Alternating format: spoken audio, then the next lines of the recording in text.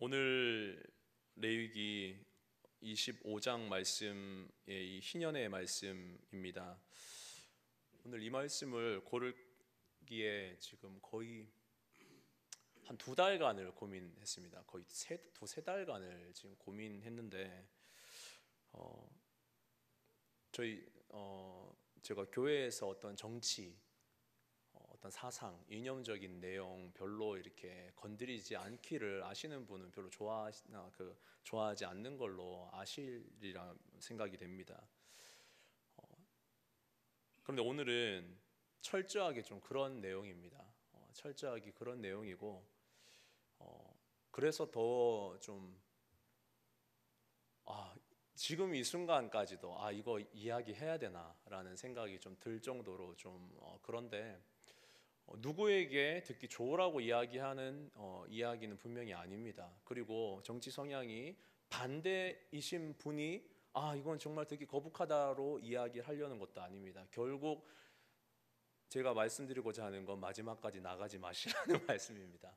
마지막까지 이게 왜 그렇고 안 그렇고 우리가 정답이 없음을 제가 이야기를 하려는 그런 겁니다. 그러나 대부분의 이야기가 좀 거북스러운 분들이 분명히 계실 거고, 아니면 이건 내 정치 성향하고 딱 맞네 라고 생각하시는 분들도 계실 겁니다.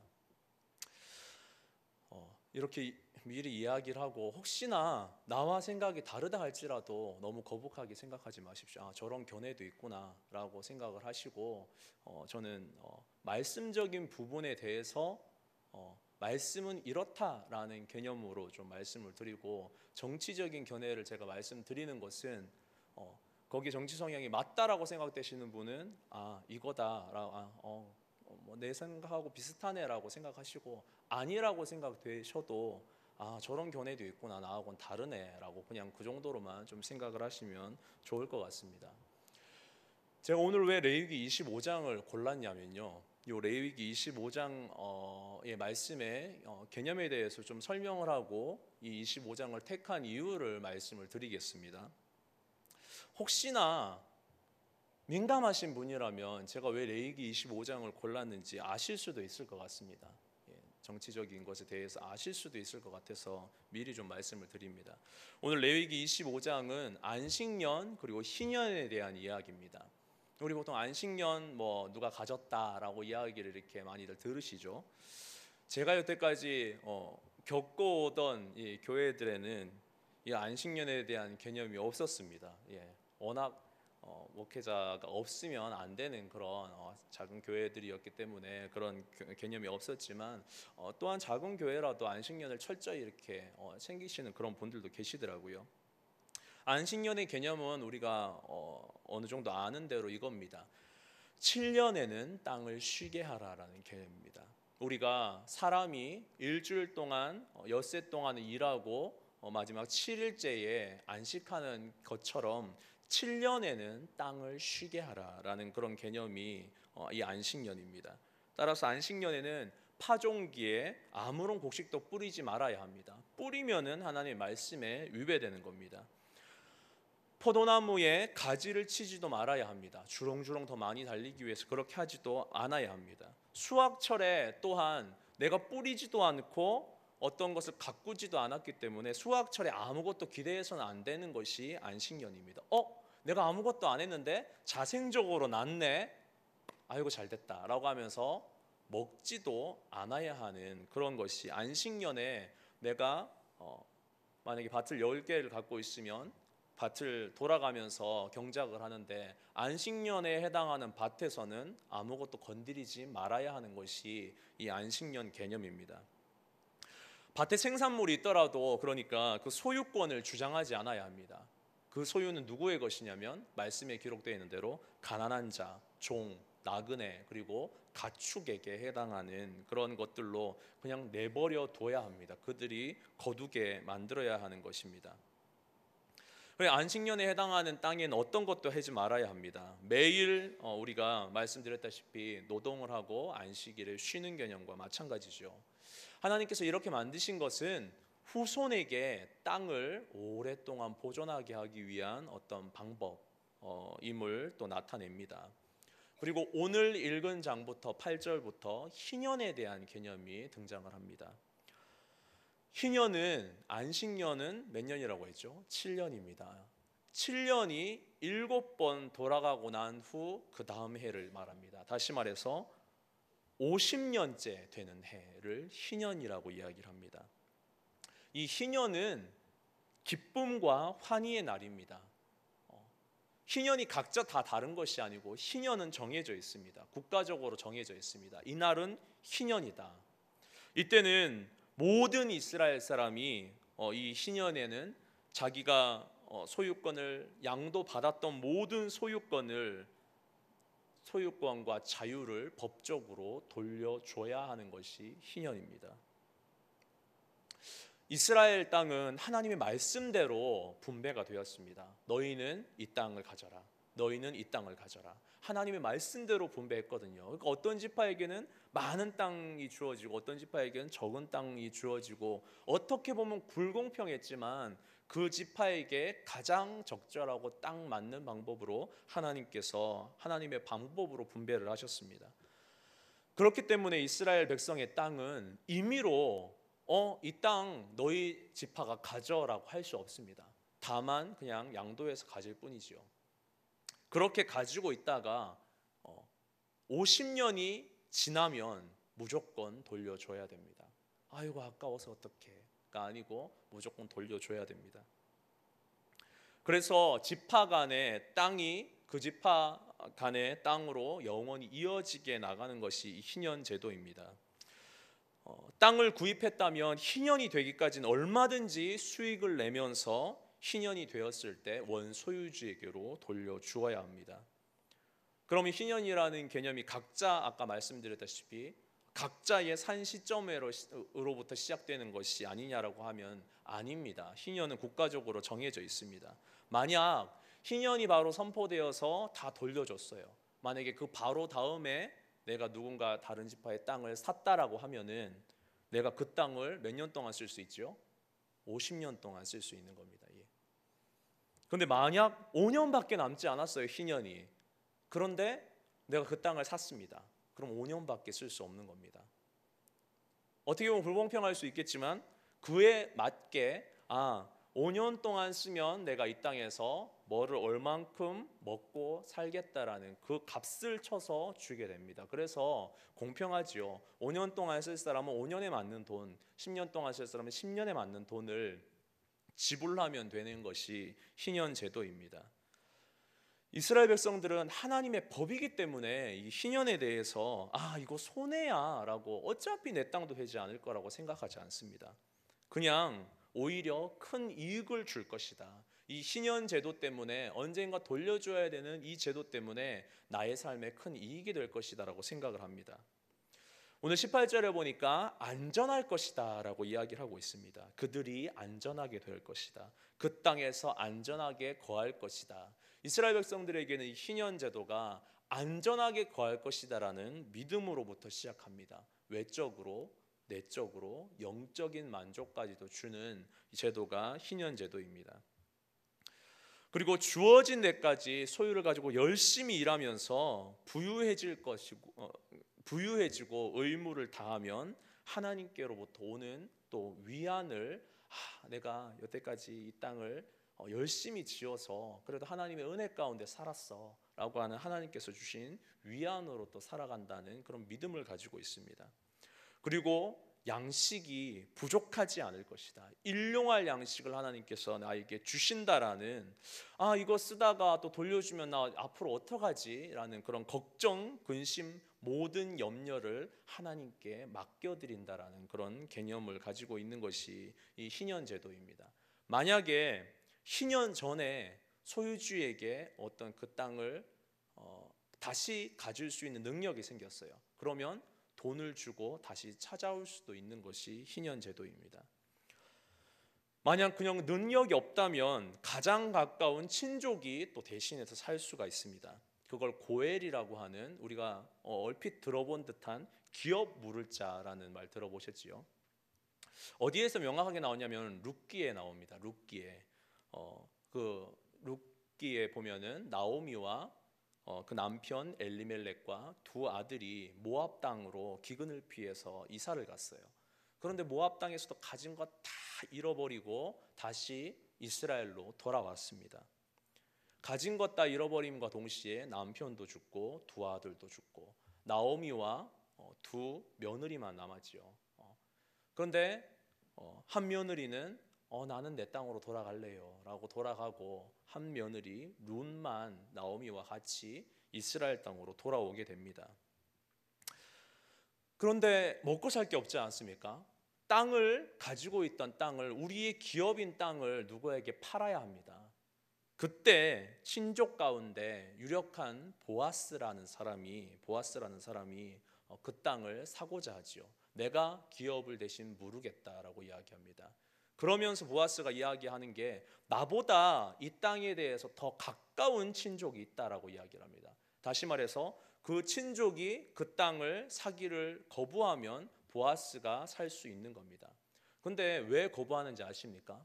그 땅을 사고 그 기업을 물어도, 그 기업을 자기가 물려서 나간다 할지라도 그 가문은 보아스라는 이름으로 나아가지 않습니다. 다시 말해서 죽은 엘리멜렉의 이름으로 그 기업이 물리게 됩니다.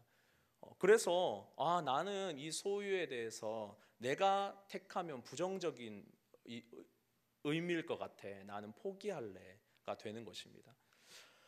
다시 말해 보아스는 기업을 무르는 자로 기업을 무르고, 그리고 룻도 자기의 아내로 맞이하고, 그 후손으로 누가 태어나셨죠? 예수님이 태어나셨다라는 역사의 여정 가운데 하나로 룻기가 등장을 하는 것을 볼 수가 있습니다. 이렇게 팔려고 할 때에 자기 친족 중에 가장 가까운 사람이 내가 살게요 라고 해서 그 기업을 대신해서 세워줘 나아가는 그런 사실도 있다라는 사실입니다. 토지도 마찬가지지만 동족도 마찬가지, 사람도 마찬가지거든요. 사람도 팔고 살 수 있습니다. 참 안타깝지요. 사람이 돈이 없어서 팔릴 때에 동족 가운데, 같은 이스라엘 민족을 이야기하는 겁니다. 동족은 압제하며 종처럼 부리거나 다른 사람에게 또 팔 수가 없었습니다. 고용된 품꾼으로 여기면서 잘 보살펴 줘야 됐지요. 땅이건 사람이건 함부로 하지 못하게 만드는 제도가 이 희년 제도입니다. 그리고 가장 중요한 것이 무엇이냐면, 천국에 가기 전에, 천국의 영원한 자유를 우리가 누리기 전에 이 땅에서 자유를 경험하는 것이 희년 제도입니다. 그래서 오늘 제목으로 제가 자유를 공포하라라는 제목을 썼지요. 자유를 한번 누려라, 이 땅에서도 자유를 너희가 한번 누려봐야 되지 않겠냐라는 것이 희년 제도입니다. 그리고 무엇보다도 더 중요한 것, 토지는 영구히 팔지 말 것이다. 이유가 무엇인가요? 토지는 다 내 것이다 라는 말이죠. 토지는 다 하나님의 것임을 말씀하고 계십니다. 너희는 거류민이요, 이 땅에 그냥 잠깐 왔다가 가는 사람이요, 동거하는 자로서 나와 함께 있느니라 라고 말씀하십니다. 토지는 그러한 것이다 라고 말씀하시죠. 어떻게 보면은 이 희년 제도는 자유에 대해서 이야기를 하고 있습니다. 매였던 것이 풀려지는, 묶였던 것이 풀려나는 그런 자유에 대해서 상징을 하고 있지요. 그렇다면 오늘 민감한 문제를 한번 다뤄보겠습니다. 레위기 25장 제가 왜 택했을까요? 이 구절, 이 레위기 25장을 들어서 최근에 개헌을 한다라는 개헌의 이 문구가 등장을 했습니다. 개헌 문구 중에 뭔지 아십니까? 토지 공개념이라는 개념입니다. 토지 공개념, 정치에 대해서 별로 관심 없으신가요? 토지 공개념이라는 개념을 이야기를 하면서 토지 공개념 너무 민감하게들 받아들이지 마라. 왜 그렇게 민감하게들 받아들이냐? 토지 공개념은 이전부터 있었던 거다. 그리고 이게 하나님의 뜻이다라고 이야기를 하면서 레위기 25장을 쭉 이야기를 합니다. 토지 공개념에 대해서 좀 읽어보신 분들이라면 아마 보셨으리라 믿습니다. 레위기 25장을 분명하게 예로 들면서 토지는 누구의 것이 아니다. 그래서 토지는 이것은 국가의 소유가 되어야 한다를 주장하면서 이야기를 하고 있죠. 그리고 너무 민감하게 받아들이지 마라. 원래 토지 공개념은 좀 강화하자는 것이지 원래부터 있었던 것이다라고 이야기를 합니다. 우리나라에 토지 공개념이 있었지요. 다들 뭐 그렇게 밭이 없으신가요? 땅이 없으신가요? 다들 모르시나요? 우리나라의 토지 공개념 제도가 그 박정희 대통령 정권부터 거론이 되다가 노태우 대통령 정권의 토지 공개념이라는 개념으로 이렇게 추진해오고 오던 겁니다. 어떻게 보면은 근데 노태우 대통령 때 추진하면서 지금까지 왔던 이유는 그것입니다. 토지 공개념의 표현적인 사전적인 의미는 그겁니다. 토지의 소유권, 그러니까 토지의 소유권 사용하고 거기에서 나오는 수익을 가지고 토지를 너희 마음대로 처분하고 이것은 우리가 보장을 할게. 그렇지만 토지 자체에 공적인 국가적인 개입을 좀 해야겠다. 왜냐하면 형평성에 맞게 합리적으로 공적인 규제가 좀 가해져야 한다라는 그런 의미입니다. 그래서 노태우 대통령 때 시행했던 이 토지 공개념의 개념이 우리가 잘 아는 대로 그린벨트가 토지 공개념에 해당을 하지요. 토지 여기는 좀 국가에서 좀 그린벨트 지역으로 너무 무개발하지 않았으면 좋겠어요라고 그린벨트로 묶어두는 개념들, 또 공공택지 개념들, 또 공공임대주택 이런 것들을 어떻게 보면 부동산 과열을 막기 위한 토지 공개념에 해당을 할 수 있겠습니다. 그런데 현 정권에서 이야기하는 게 우리가 왜 민감하죠? 이걸 더 강력하게 만들겠다라는 거지요. 어떻게 보면은 그럴듯합니다. 토지는 어떤 제품이 아니다. 이거는 자원이기 때문에 누구의 소유가 될 수 없다. 그래서 모두가 공평하게 배분, 이 토지에서 나오는 수익을 공평하게 배분해 되기 때문에 이건 국가가 책임지고 국가의 것으로 해야 된다라는 그런 개념입니다. 여기에서 한 걸음 더 나아가서 모 당 대표가 이번에 좀 강력한 발언을 했지요. 토지가 사용권만 인민에게 주고 소유권은 국가가 갖는다라는 그런 개념으로 모 당대표가 이야기를 했습니다. 이것이 바로 토지를 공공의 재산으로 만들어야 한다라는 헨리 조지가 쓴 진보와 빈곤이라는 책에서 그 구절을 따와서 모 당대표가 이야기를 하는 그런 개념입니다. 그러면서 이야기를 합니다. 왜 이렇게 민감하냐? 이거 그렇게 너희가 민감할 필요 없다. 충분히 보장해 준다니까 라고 이야기를 하는 것입니다. 그런데 한 발 한 발 지금 이전에 개헌을 한다라는 개념으로 주장하라는 사람들이 궁극적인 목표가 그것입니다. 국가의 소유로 만들려는 것이죠. 어디가 그런가요? 공산주의 국가가 그렇습니다. 그게 어떻게 보면 궁극적인 목표죠.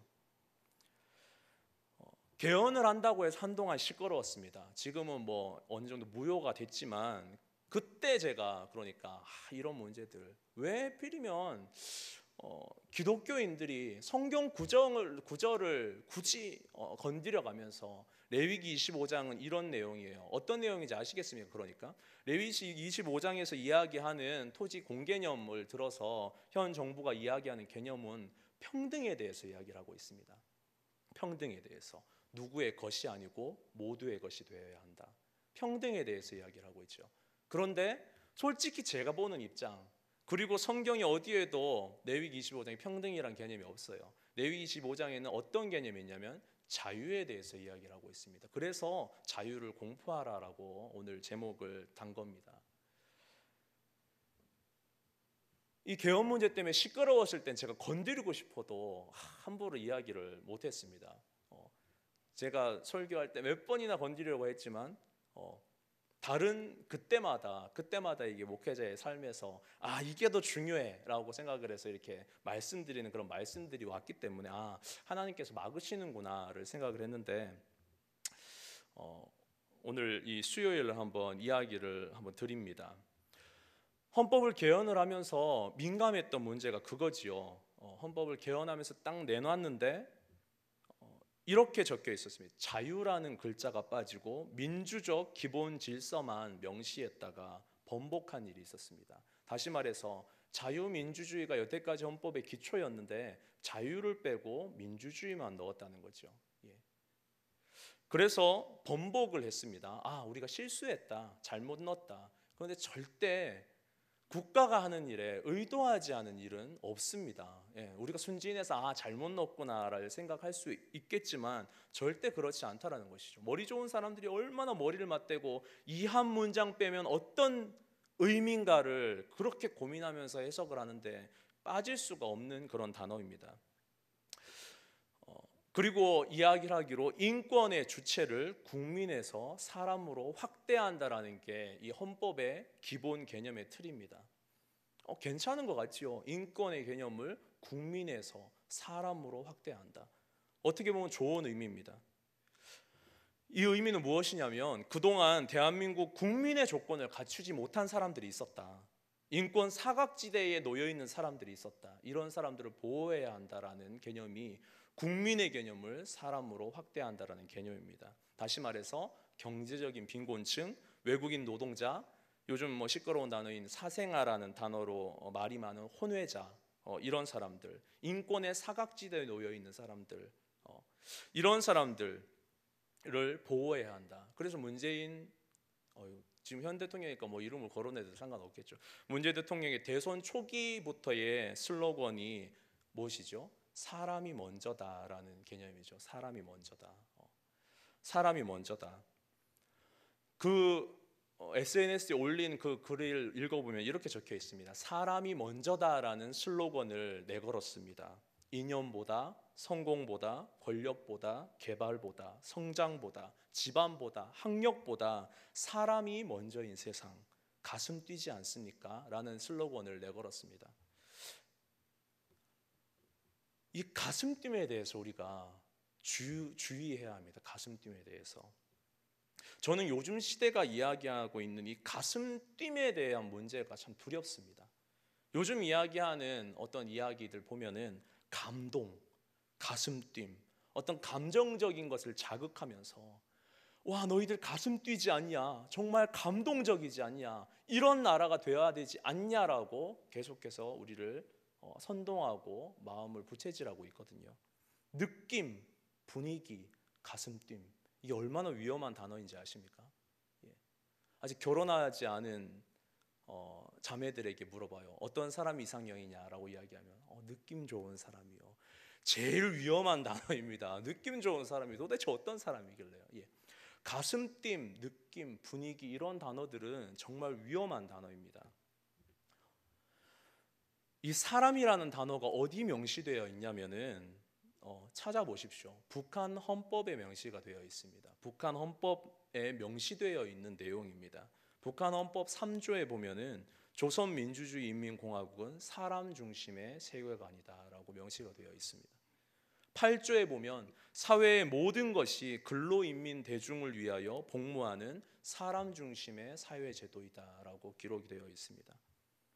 국가가 착취와 압박에서 해방되어 국가와 사회의 주인으로 된 노동자, 농민, 군인, 근로인테리 비롯한 근로인민의 이익을 옹호하며 인권을 존중하고 보호한다. 이게 8조에 기록되어 있는 단어입니다.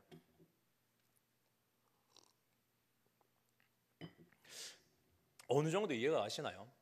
왜 이 시대가 우리나라가 지금 국민에서 사람으로 바꾸려고 하는지, 왠지 가슴 뿌듯하고 모두를 품어줄 수 있는 그 단어가 의미심장한 단어입니다. 정치인들은 절대 그냥 집어넣지 않거든요. 정치인들이 하는 말, 행동 하나하나 어떤 것에도 우연이 없습니다. 아무 생각 없이 넣은 것 같지만 철저하게 계산되어진 한 단어 한 단어거든요. 시끄러웠던 것 중에 하나가 또 이런 게 있습니다. 보수, 진보 간의 싸움이었던 건국일에 대한 개념입니다. 건국일 며칠이죠? 몇 년도에 며칠에 우리가 나라가 건국을 했나요? 대부분 물어보면은 별 생각들은 없으세요. 왜냐하면 의도를 모르기 때문에. 건국일은 여태까지 관념상 항상 그랬습니다. 1948년 8월 15일, 광복은요 1945년 8월 15일. 광복과 건국일이 같은 날이죠. 예. 근데 이것이 남한과 북한이 유일하게 같은 국경일이 바로 8.15 광복절입니다. 광복절. 그런데 건국일은 당연히 다르겠죠. 예. 이 8월 15일이 바로 건국일이라고 이야기를 했는데 여지껏 정부 수립일을 우리는 1948년 8월 15일로 인식을 하고 있습니다. 그런데 일부의 시각에서는 아니에요. 8월 15일이 돼서는 안 됩니다. 왜냐하면 1948년 8월 15일은 이승만 대통령을 중심으로 선포한 남한만의 건국일입니다. 예. 현 정부가 8월 15일을 건국일이라고 이야기를 하나요? 안 합니다. 현 정부는 8월 15일을 건국일이라고 이야기하지 않습니다. 그럼 며칠을 건국일이라고 이야기하느냐? 1919년 4월 18일을 건국일이라고 이야기를 합니다. 왜냐하면 이때 상해 임시정부 수립일 날짜가 1919년 4월 18일이기 때문입니다. 우리가 가만히 그냥 건국일 가지고 싸우네 라고 이야기를 하지만 여기에 엄청난 이념이 담겨 있습니다. 1948년 8월 15일을 우리가 건국일로 인정을 하면 남한만의 건국일이기 때문에 현 정부는 그걸 인정을 안 하는 거거든요. 그래서 예전에는 1948년 8월 15일이 건국일입니다라고 인터넷상에 찾아보면 그게 나오지만 지금 건국일이라고 쳐서 찾아보십시오. 명확하게 건국일은 언제입니다라고 기록되어 있지 않습니다.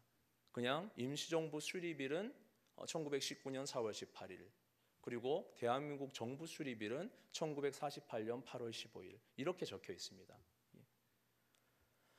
그리고 현 정부에서 문재인 대통령이 확고하게 이야기를 했지요. 내년 2019년은 건국 100주년을 맞는 뜻깊은 해입니다 라고 이야기를 했습니다. 무슨 말이냐면 1919년 4월 18일을 건국일로 인정하겠다라는 그런 의미입니다. 위정자들에 있어서 말과 행동 하나하나가 의미가 담아두지 않고 이야기하는 것은 없습니다.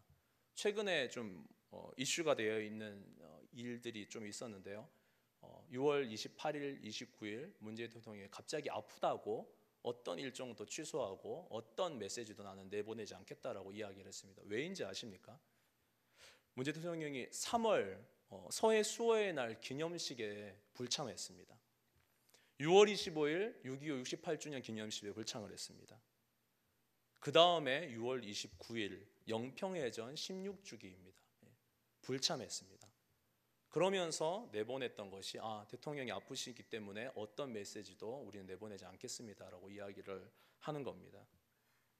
국방부 뉴스에도 영평해전 전사자 그 뉴스를 올렸는데 영평해전 전사자 뉴스에 전사자가 순국이나 전사가 아니고 순직으로 썼다가 논란이 일어서 전사로 고쳐 올렸던 그런 사건까지 있었습니다. 6월 29일 당일이지요.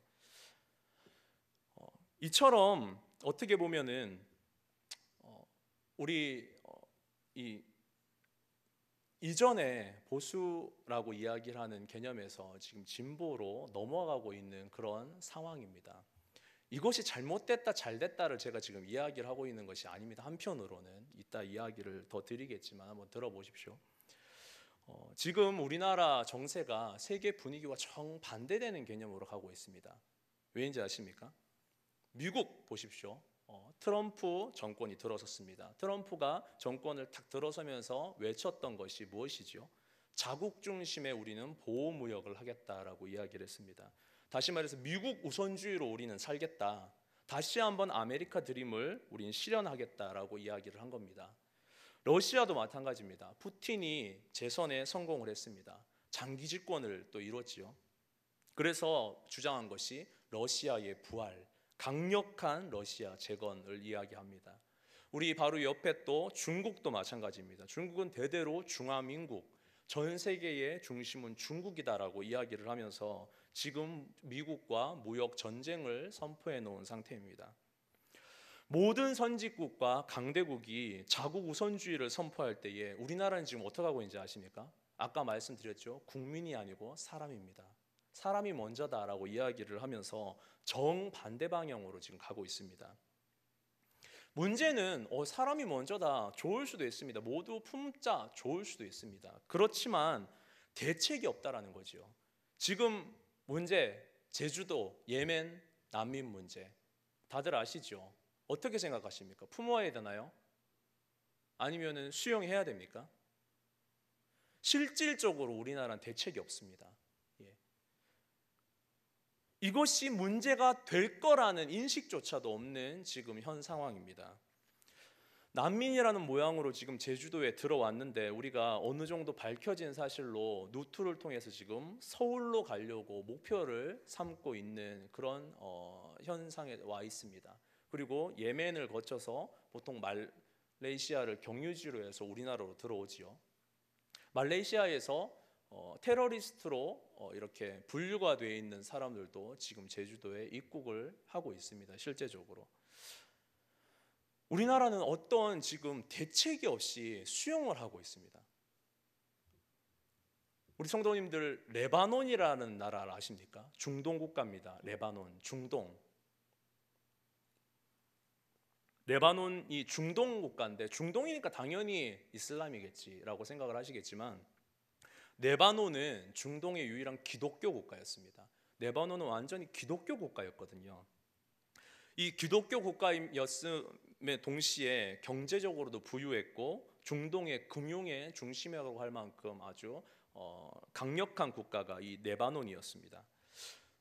레바논이 기독교 국가라는 사실을 지금 알고 있는 사람이 근데 많지가 않습니다. 왜냐하면 지금은 아니거든요. 왜냐하면 레바논이 지금 우리나라와 똑같은 입장을 취했습니다. 다문화적이고 개방적이고 관용적이었죠.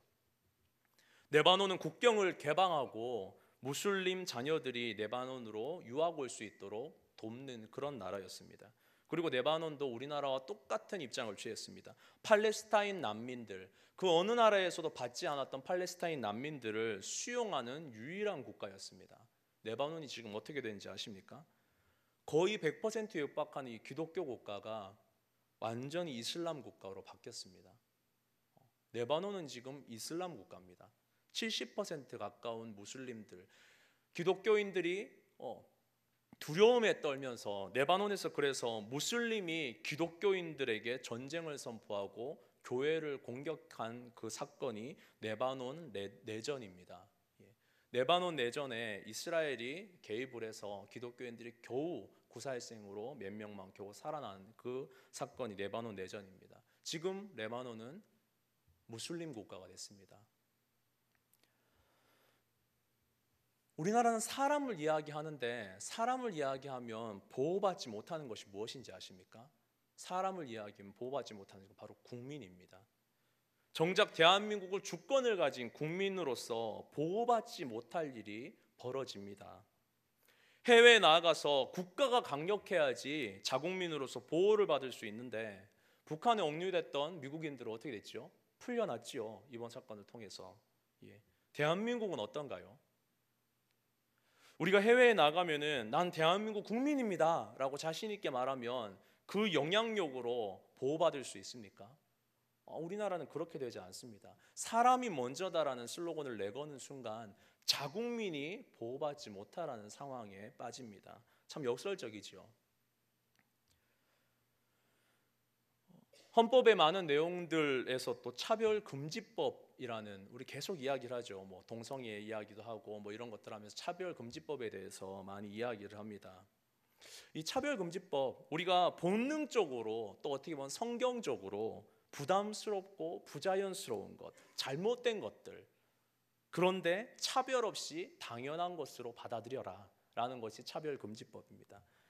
이거 잘못된 거 아니야. 너희들 차별하면 벌받아 라고 이야기하는 것이 차별금지법이거든요. 요번에 지방선거 하면서 정의당의 한 시의원이 출사표를 냈습니다. 혹시 그 기사 읽어보셨는지 모르겠습니다만 정의당의 한 시의원이 출사표를 냈는데 후보 직무 정지가 됐어요. 이유가 무엇인지 아십니까? 그 사람의 공약 가운데 이런 문구가 있었습니다. 동성애 치유 및 치료센터 설립 지원이라는 문구가 있었습니다. 이것 때문에 직무 정지가 됐어요. 왜냐하면은 정의당의 그 슬로건은 이거거든요. 누구나 존중받고 차별 없는 사회. 우리는 성적 지향, 성별 정체성을 이유로 폭력하고 괴롭히지 않는다. 차별과 배제하지 않는다. 낙인과 편견 등을 없앤다. 소수자 혐오 범죄를 강력하게 규제한다. 소수자의 인권을 보호할 것이다 라고 이야기하는 게 정의당의 내용입니다. 그럼 무슨 말인가요? 다시 말해서 동성애는 안타까운 것이 아니에요. 동성애는 치유할 대상이 아니라는 거예요. 이건 정상적이라고 이야기를 하는 겁니다. 그래서 치유센터 건립이라고 공약을 내걸었을 때 너는 우리 당원으로서 제명이야 라고 직무 정지를 시켰습니다. 그럼 여태까지 제가 지금 이야기를 했죠. 여태까지 어떻게 보면은 보수적인 입장에서, 그리고 어떻게 보면은 자본주의적 입장에서, 자유민주주의적 입장에서 제가 이야기를 한 것 같지 않습니까? 예. 그렇다면 제가 자본주의, 우리가 이야기하는 자유민주주의를 수호하자고 지금 말하고 있는 걸까요? 우리 성도님들, 제가 한번 여쭤보겠습니다. 공산주의, 사회주의, 민주주의, 자본주의, 이게 어떻게 다른지 아십니까 혹시? 다시 말씀드려볼게요. 공산주의, 사회주의, 민주주의, 자본주의, 이게 어떻게 정확하게 다른지 구분하시겠습니까? 대부분의 사람들에게 여쭤보면 모릅니다. 모르는데 그냥 내 가지고 있는 성향이 저 사람들과 반대예요. 그래서 절대적으로 이 나라는 되면 안 된다라고 이야기를 하는 겁니다. 우리나라는 어떤 것에 속할까요? 우리나라 어떻게 보면 공화국에 속합니다. 공화국. 북한도 공화국이라고 이야기를 하죠. 공화국. 대표를 뽑아서 일을 처리할 수 있게 보내서 그 사람 대표자들이 일을 하게 만드는 것. 그것이 바로 공화국입니다. 어떻게 보면 우리는 이런 나라에 살고 있습니다. 여쭤봐도 잘 모르거든요. 사상 이념이 너무 큰 나라, 너무 크기 때문에 서로 싸울 수밖에 없게 되는 나라. 전 세계가 세월호 사건 때에 전 세계가 의문을 품었던 이유가 뭔지 아십니까? 이건 그냥 안타까운 사건인데, 안타까운 학생들 몇백 명이 죽은 사건인데, 이게 정치적으로 이념 논쟁으로 지금까지도 싸우고 있는 게 세계인들에게는 이해가 되지 않습니다. 이게 어떻게 정치적 싸움이 될 수 있지? 이게 어떻게 이념적 싸움이 될 수 있지? 그런데 한번 여쭤보겠습니다. 우리나라는 그게 되는 나라입니다. 예. 왜냐하면요, 우리나라는 분단된 지 치열하게 싸우다가 분단이 됐고 지금 70년 가까운 세월 동안 서로 나뉘어져 있기 때문이죠. 그래서 이 싸움이 너무 자연스럽고 이 싸움이 너무 강력하기 때문에 우리도 의식하지 못하는 상황에서 뚜렷한 성향을 가지고 있습니다. 나는 이거야, 나는 이거야. 우리 성도님들은 어느 방향으로 생각하십니까? 보수이십니까? 진보이십니까? 저는 어떨까요? 사람 중에도 이런 사람들이 있죠. 어떤 사람은 성격이 너무 급해요. 우리 성도님 성격 급하다고 생각하십니까? 근데 어떤 사람은 성격이 너무 느긋해요. 예. 그런 저는 어떤 사람일까요? 성격이 급한 사람일까요? 느긋한 사람일까요? 예. 어떤 사람의 입장에선 저는 성격이 급한 사람입니다. 근데 어떤 사람은 답답할 정도로 성격이 느긋한 사람이에요. 사람에 따라서 상대적이라는 거죠. 나는 보수라고 생각하지만 더 보수에게는 저 사람은 진보인 겁니다. 나는 진보라고 생각하지만 극진보에게는 너는 너무 보수적이야 라고 이야기를 하는 겁니다. 우린 그러한 시대에 살고 있습니다. 그렇게 이야기를 하면서 우리는 시대를 바라볼 때에 이게 맞아 라고 이야기를 합니다. 서로 대화할 때. 그런데 어떻게 보면 다른 나라 사람들은 관심이 없거든요. 이런 개념에 대해서. 오늘 레위기 25장을 제가 이야기를 하는 것도 그것입니다. 성경을 풀이하는데 목회자조차도 다른 시각을 가지고 있습니다. 보수가 이야기하는 성경 해석도 있고 진보 쪽에서 이야기하는 성경 해석도 있습니다.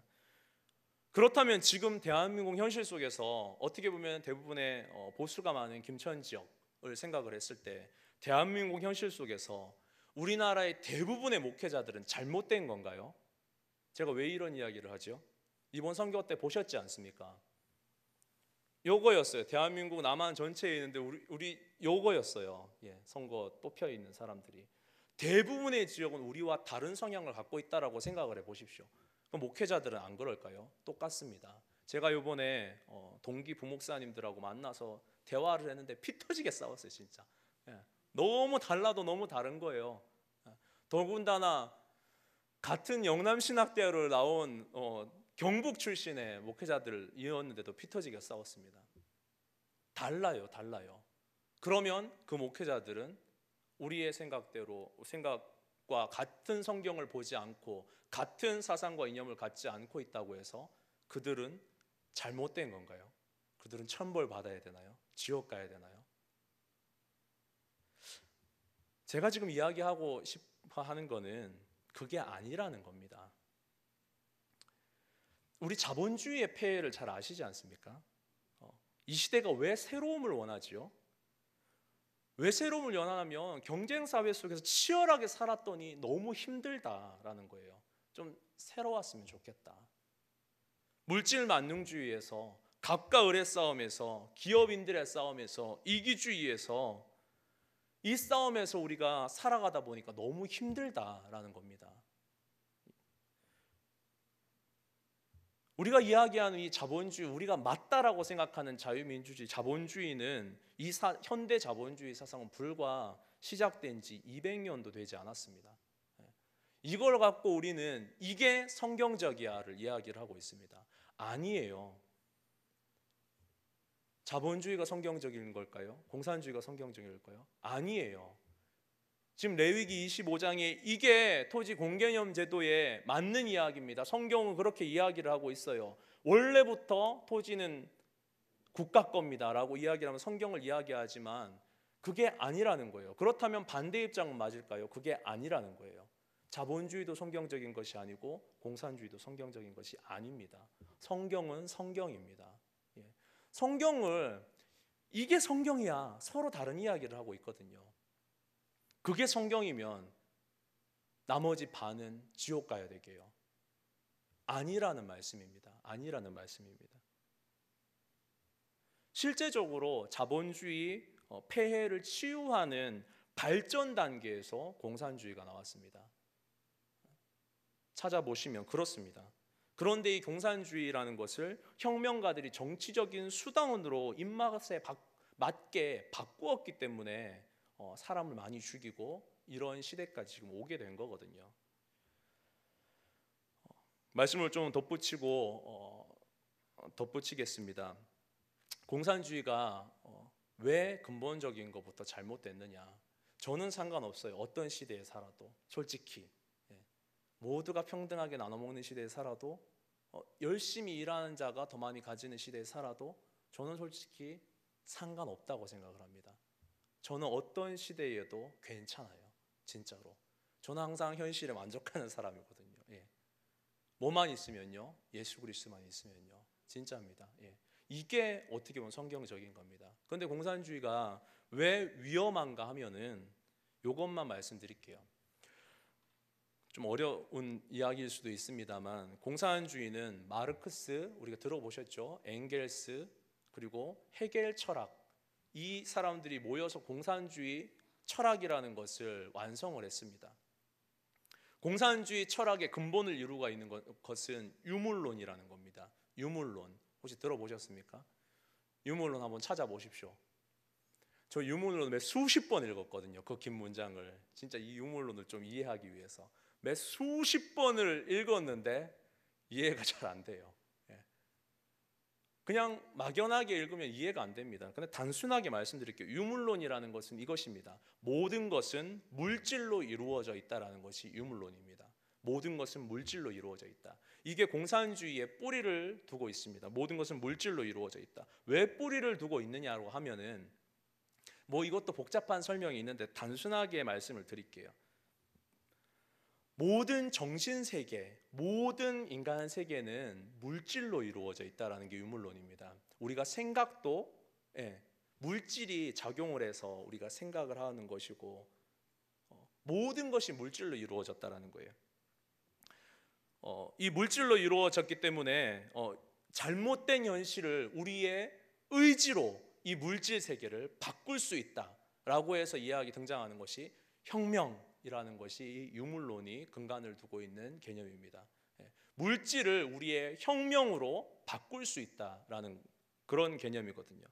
그래서 이 혁명을 완수하기 위해서는 정신적으로 물질적으로 억압하던 부르주아들을 죽이고 그들의 모든 것들을 빼앗아서 사람들에게 나누어 주어야 된다라는 것이 공산주의의 뿌리 개념입니다. 제가 아까 말씀드렸잖아요. 나누어 주는 것도 괜찮고 내가 일한 만큼 가져가는 것 다 괜찮아요. 제 입장에서는. 그렇지만 안 되는 것은 다시 말해서 유물론이 뭐라고요? 모든 것은 물질로 되어 있다. 그렇다면 뭐를 무시하는 건지 아십니까? 영적인 세계를 무시하는 겁니다. 공산주의는 철저하게 영적인 세계를 무시해요. 그래서 프롤레타리아 노동자 계급이 부르주아를 죽일 때 아무런 가책이 없는 겁니다. 이 사람은 영적인 존재가 아니기 때문이죠. 혁명을 완수하기 위해서 걸림돌이 되는 사람들을 죽이는 겁니다. 왜냐하면 이 사람은 영적인 존재가 아니에요. 그냥 고기 덩어리일 뿐이라고 생각하고 방해가 되면 죽인다라는 개념입니다. 영적인 개념이 없기 때문에 하나님도 존재하지 않아요. 그래서 종교를 인정하지 않습니다. 공산주의는 종교를 이렇게 이야기합니다. 사람들이 고통 속에서 위안을 얻게 할 수 있도록 사람들에게 만들어 놓은 마약이다라고 이야기를 합니다. 이 사람들을 지배하려다 보니까 너무 힘들어 하거든요. 그래서 종교 하나 딱 던져주고 자가 이거 믿어라. 이것이 너희의 마음을 좀 편안하게 해줄 거다라고 이 사람들을 부리는 사람들이 던져준 마약이다라고 이야기를 하는 것이 공산주의 개념입니다. 다시 말해서 이 공산주의에서 이야기하는 유물론은 무신론과 전혀 다르지가 않습니다. 유물론과 무신론을 비교했을 때 구분이 안 됩니다. 무슨 말씀인지 아시겠습니까? 유물론과 무신론을 다시 말해서 하나님을 믿는다라는 것은 공산주의에서는 인정이 되지 않아요. 왜냐하면 신이 없기 때문에요. 제가 아까 말씀드렸죠. 어떻게 살아도 괜찮습니다. 이렇게 살아도 저렇게 살아도 이런 세상이 돼도 저런 세상이 돼도. 그렇지만 제가 두려워하는 이 정부의 지금 방향으로 가는 것이 너무 두려운 것이 어떻게 보면 이것 때문입니다. 이것 때문에. 다른 건 다 괜찮아요. 어떻게 살아도 괜찮지만 그 뿌리가 유물론에 있기 때문에 그들은 하나님의 존재를 인정하지 않는다라는 거예요. 영적인 것을 인정하지 않는다라는 거예요. 그러나 우리는 어떻습니까? 벌써 영적 체험을 했는데 어떻게 해요? 하나님을 만나보려는데 어떻게 해요? 예수 그리스도가 나 때문에 십자가에 달려 돌아가셨다라는 것을 경험했는데 어떻게 해요? 이거 버리고 어떻게 살아요? 그렇기 때문에 인정이 안 돼요. 내가 사랑하는 예수님을 사랑하면서 살아갈 수 없다라고 이야기를 하는데 이게 어떻게 인정이 됩니까? 제가 아까 말씀드렸던 것 같이 말씀을 종합하면서 맺습니다. 저하고 정치 개념이 다르신 분들 이해하십시오. 저런 그 견해도 있구나라고 생각하셔도 괜찮습니다. 그러나 분명한 것은 말씀을 가지고 레위기 25장은 토지 공개념을 이야기하는 겁니다. 이렇게 이용하지 않았으면 좋겠다라는 말씀입니다. 우리 어떻게 보면은 보수적인 분들도 마찬가지입니다. 하나님의 말씀에 보수가 맞아, 하나님의 말씀에 자유민주주의가 맞아 이렇게 말씀하지 않으셨으면 좋겠어요. 솔직히 지자교회 제가 겪어본 바로 강하신 분들 계시거든요. 근데 어떻게 보면은 성향상으로 제가 더 강할 수도 있습니다. 그러나 저는 이 논지에서 좀 바라봅니다. 그래서 이게 맞다고 해도 이리저리 쫓아다니지 않아요. 어떻게 보면은 이전 정권 상수 있으신 분들 계시죠. 그러지 마십시오. 분명히 하나님께 범죄해서 심판받은 겁니다. 우상 숭배하고 이단 사이비 무당 섬겨서 그렇게 된 겁니다. 너무 거기에 향수에 치우치지 마십시오. 그것도 분명합니다. 문제는 우리가 바라볼 것은 성경적이라는 겁니다. 성경을 바라봐야 된다는 겁니다. 이게 맞고 저게 맞다를 다 떠나서 말씀에 이렇게 이야기를 하고 있으니 나는 그냥 말씀만 볼 뿐이다 라고 그렇게 우리가 성경대로 믿는 자는 어떤 이념이나 사상이 아니고 나는 말씀이야. 말씀에 이렇게 적혀 있는데 어떻게 다른 거를 행하겠어. 이렇게 그냥 살아가시면 돼요. 제가 부담감을 상당히 갖고 오늘 시작을 했는데 어떻게 받아들이셨는지 모르겠습니다.